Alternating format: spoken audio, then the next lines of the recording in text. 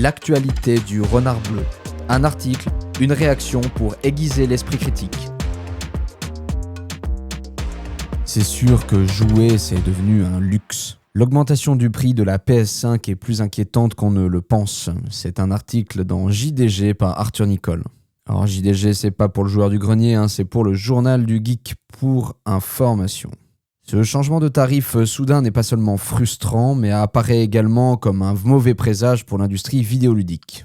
Si vous envisagiez d'acheter une PlayStation 5 très prochainement, il va malheureusement falloir débourser plus que prévu. Sony vient d'annoncer une augmentation de prix de sa PlayStation 5 en Europe, au Royaume-Uni, en Australie, en Nouvelle-Zélande, en Afrique ainsi qu'au Moyen-Orient. Cette décision, qualifiée de difficile par le constructeur japonais, s'inscrit dans un contexte économique mondial particulièrement tendu. En Europe, la nouvelle politique tarifaire de la PS5 concerne uniquement les modèles numériques classiques et n'affecte donc pas la PS5 standard avec lecteur de disques ou les PS5 Pro. Le nouveau tarif de 499,99 €, soit une augmentation de 50 €, est entré en vigueur ce lundi 14 avril 2025. Depuis son lancement en 2020, la PlayStation 5 édition numérique a vu son prix grimper de 100 €, aussi bien que la PS5 avec lecteur de disque désormais coûte que 50 € de plus. Pour refléter ce rapprochement, Sony a donc décidé d'ajuster le prix du lecteur individuel à 79,99 € contre 119,99 € auparavant. Le géant de l'industrie justifie ces changements par un environnement économique exigeant, marqué notamment par une inflation élevée et des taux de change en constante évolution. Mais ces excuses ne suffisent pas à attiser la colère des joueurs. Nous sommes en droit de nous demander pourquoi les consoles PlayStation sont les seules concernées par des augmentations régulières alors que les constructeurs concurrents parviennent à maintenir leur cap. Malheureusement pour les passionnés de jeux vidéo, tous les indicateurs portent à croire que le hobby s'apprête à devenir de moins en moins accessible. L'impact de ce rigolo de Donald Trump, bien que Sony n'ait pas explicitement mentionné les tarifs douaniers imposés par l'administration Trump, leur impact potentiel sur l'industrie du jeu vidéo est indéniable. Les joueurs européens ne sont pas directement impactés par ces taxes pour l'importation de leurs consoles, mais les constructeurs vont certainement Les joueurs européens ne sont pas directement impactés par ces taxes pour l'importation de leurs consoles, mais les constructeurs vont certainement devoir appliquer des équilibrages sur l'ensemble des marchés afin d'amortir les pertes du côté américain. À l'heure où nous écrivons ces lignes, les consoles de jeux ne bénéficient pas des exemptions accordées à certains produits électroniques, comme les smartphones, les ordinateurs portables aussi. Selon les analyses, ces tarifs douaniers pourraient entraîner une augmentation des prix allant jusqu'à 30% pour les consoles de jeux outre-Atlantique. L'Entertainment Software Association, donc l'ESA, qui représente les principales entreprises du secteur, a d'ailleurs averti que ces mesures auront un impact réel et préjudiciable sur l'industrie du jeu vidéo. Les précommandes de la Nintendo Switch 2 ont d'ailleurs été retardées au pays de l'oncle Sam pour ces mêmes raisons, la firme de Kyoto n'étant pas encore capable d'établir une politique tarifaire adaptée à cette situation. Eux, ils disent exceptionnelle, moi je dis complètement loufoque et délirante. Le cas d'ailleurs, parlons-en de la Switch 2, les liens entre les consoles de PlayStation et Nintendo s'avèrent tout particulièrement intéressants à étudier en cette période de crise. Suite à l'annonce de la Nintendo Switch 2, le prix de la console, 469,99 € chez nous, et des jeux pouvant aller jusqu'à 89,99 € pour Mario Kart World, n'ont pas manqué de faire réagir les joueurs. Alors, petite parenthèse, c'est aussi le cas pour... Nintendo, en plein délire, fait payer 10 € le guide d'entrée dans la console, le guide d'utilisation de la console. Donc tout va bien, là on est dans le n'importe quoi. On n'arrive pas à fixer nos tarifs et nos politiques tarifaires on fait n'importe quoi pour gratter du pognon, Enfin, moi j'ai l'impression. Le tarif et les performances de cette nouvelle plateforme portable n'ont pas tardé à être comparées à la PlayStation 5. Si ces comparaisons n'étaient déjà pas bien pertinentes, pourquoi donc comparer une console de salon à une console portable ?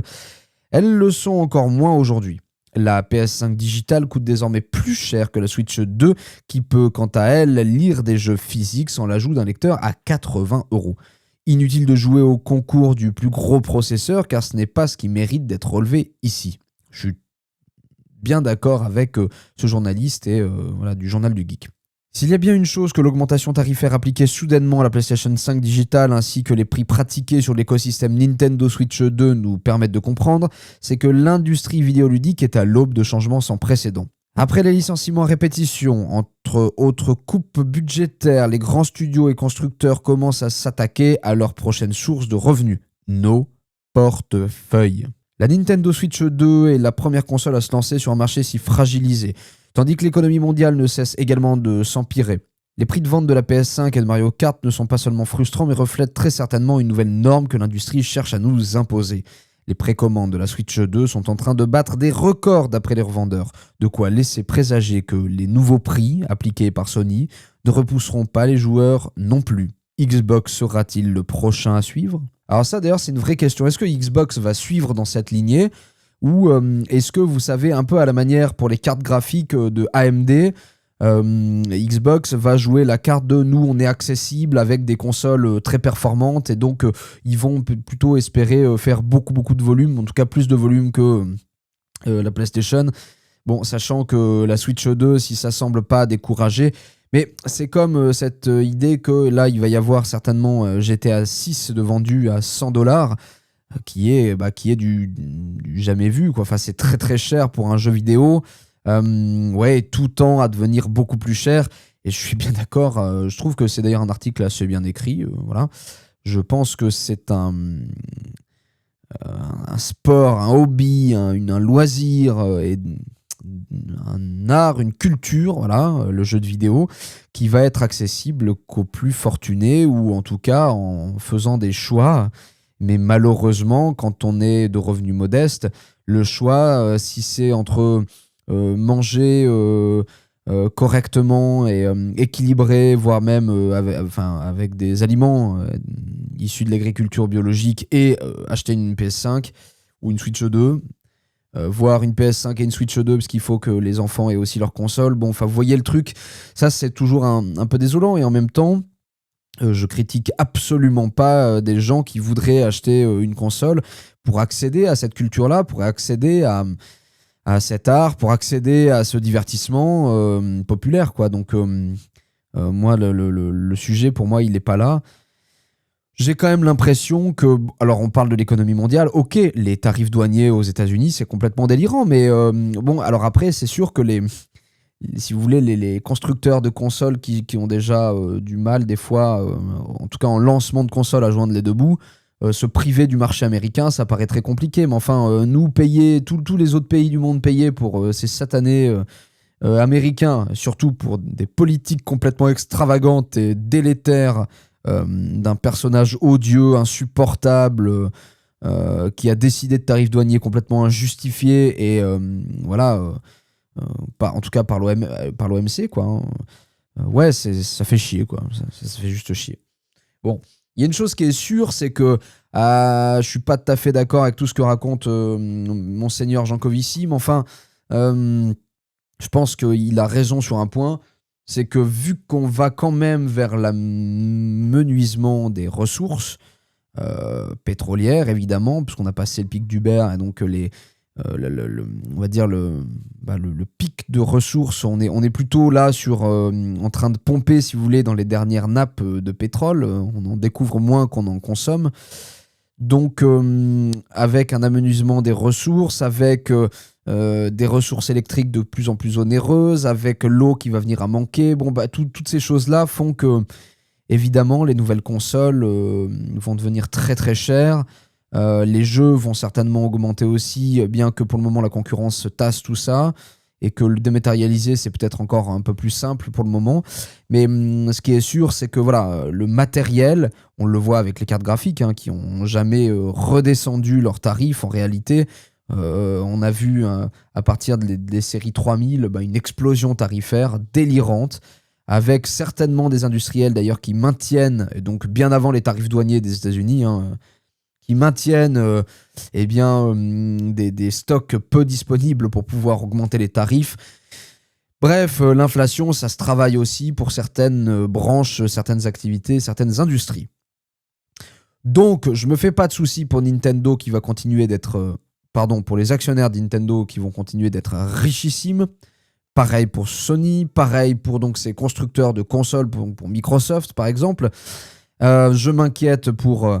les joueuses, les joueurs qui auront peut-être moins accès facilement à leurs loisirs favoris. Et je m'inquiète aussi pour l'environnement quand on voit des machines sortir qui semblent pas non plus montrer des changements incroyables. Je pense à la Switch 2 Je vois pas sincèrement à quoi ça sert de sortir cette console. Alors que la Switch 1 fait complètement le taf. Vous n'allez pas jouer au dernier Assassin's Creed sur Switch 1, ou en tout cas pas en profiter pleinement avec les graphismes à fond. Donc c'est plutôt une console faite pour des jeux indés, pour des jeux au graphisme modeste, ou pour des jeux travaillés pour la console en termes de qualité graphique et de ressources matérielles. On pense notamment à Zelda, qui était quand même très très bien. Ah oui, un peu d'aliasing, mais on s'en fiche, c'était incroyable ce jeu, vous voyez. Bon, donc moi je crois aussi à l'optimisation des jeux, et peut-être à la réutilisation de nos anciennes consoles, au fait de garder le plus possible nos machines pour pouvoir jouer à des jeux certainement indépendants, qui fonctionnent à plein tube, voilà, il y a certaines perles de gameplay, de game design. Je pense à Blueprints là, qui est sorti, qui a l'air de cartonner. Je pense à Schedule qui vraiment là cartonne aussi. Donc bon, bref, il y a des jeux en fait, il faut se renseigner. Et d'ailleurs, ça me permet de vous dire que tous les mercredis, je fais une review des jeux qui sortent de la semaine. Donc vous pouvez aussi l'écouter sur la chaîne YouTube.